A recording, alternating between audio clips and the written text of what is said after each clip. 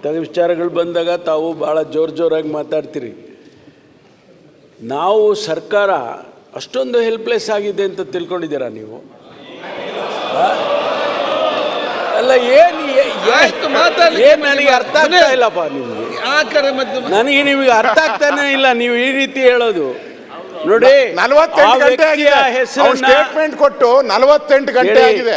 48 ಗಂಟೆ 48 ಅವರ್ಸ್. ನೋಡಿ, ನೀವು ಗೃಹ ಸಚಿವರಾಗಿದ್ರಿ, ಕೆಲಸ ಮಾಡಿದಿರಿ, ಸರ್ಕಾರದಲ್ಲಿ ಭಾಳ ಪ್ರಭಾವಿ ಗೃಹ ಸಚಿವರಾಗಿ ಕೆಲಸ ಮಾಡಿದಿರಿ. ಅಲ್ಲ, ನಂಬರ್ 1 ಗೃಹ ಸಚಿವರು ಹೆಂಗ್ ಆಕ್ಷನ್ ತಗೋಬೇಕಿತ್ತು? ಆಯ್ತು, ದೇಶದ ನಂಬರ್ 1 ಗೃಹ ಸಚಿವ ಹೆಂಗ್ ತಗೋಬೇಕಿತ್ತು?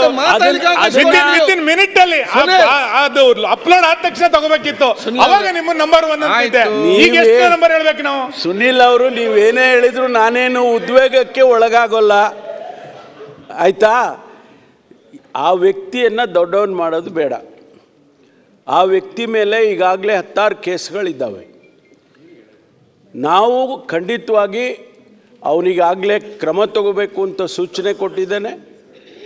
ಆದಷ್ಟು ತಕ್ಷಣ ಅವನ ಮೇಲೆ ಕ್ರಮವನ್ನು ತಗೊಳ್ಳೋದಕ್ಕೆ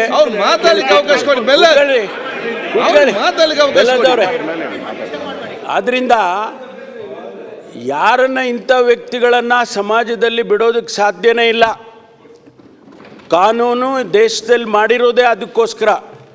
ಆ ಕಾನೂನನ್ನು ಚಲಾಯಿಸ್ತೀವಿ, ಅವನಿಗೇನು ಶಿಕ್ಷೆ ಮಾಡಬೇಕೋ ಮಾಡ್ತೀವಿ, ಯಾವ ಮುಲಾಜಿಲ್ಲದೆ ಮಾಡ್ತೀವಿ.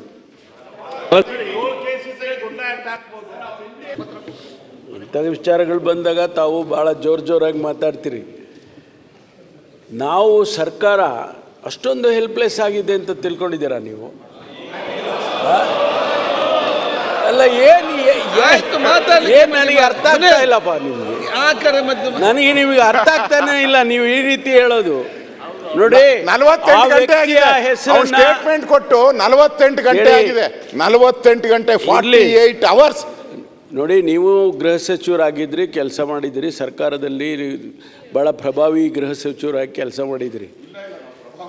ಅಲ್ಲ, ನಂಬರ್ 1 ಗೃಹ ಸಚಿವರು ಹೆಂಗ್ ಆಕ್ಷನ್ ತಗೋಬೇಕಿತ್ತು? ಆಯ್ತು, ದೇಶದ ನಂಬರ್ 1 ಗೃಹ ಸಚಿವ ಹೆಂಗ್ ತಗೋಬೇಕಿತ್ತು? ವಿತಿನ್ ಮಿನಿಟ್ ಅಲ್ಲಿ ಅದು ಅಪ್ಲೋಡ್ ಆದ ತಕ್ಷಣ ತಗೋಬೇಕಿತ್ತು. ಅವಾಗ ನಿಮ್ಮ ನಂಬರ್ 1 ಅಂತಿದೆ. ಈಗ ಎಷ್ಟು ನಂಬರ್ ಹೇಳ್ಬೇಕು ನಾವು? ಸುನಿಲ್ ಅವರು, ನೀವೇನೇ ಹೇಳಿದ್ರು ನಾನೇನು ಉದ್ವೇಗಕ್ಕೆ ಒಳಗಾಗೋಲ್ಲ, ಆಯ್ತಾ? ಆ ವ್ಯಕ್ತಿಯನ್ನು ದೊಡ್ಡವನ್ ಮಾಡೋದು ಬೇಡ. ಆ ವ್ಯಕ್ತಿ ಮೇಲೆ ಈಗಾಗಲೇ 16 ಕೇಸ್ಗಳಿದ್ದಾವೆ. ನಾವು ಖಂಡಿತವಾಗಿ ಅವನಿಗಾಗಲೇ ಕ್ರಮ ತಗೋಬೇಕು ಅಂತ ಸೂಚನೆ ಕೊಟ್ಟಿದ್ದೇನೆ. ಆದಷ್ಟು ತಕ್ಷಣ ಅವನ ಮೇಲೆ ಕ್ರಮವನ್ನು ತಗೊಳ್ಳೋದಕ್ಕೆ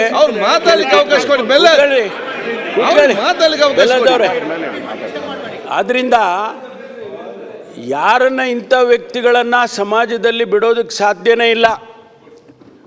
ಕಾನೂನು ದೇಶದಲ್ಲಿ ಮಾಡಿರೋದೇ ಅದಕ್ಕೋಸ್ಕರ. ಆ ಕಾನೂನನ್ನು ಚಲಾಯಿಸ್ತೀವಿ, ಅವನಿಗೇನು ಶಿಕ್ಷೆ ಮಾಡಬೇಕೋ ಮಾಡ್ತೀವಿ, ಯಾವ ಮುಲಾಜಿಲ್ಲದೆ ಮಾಡ್ತೀವಿ.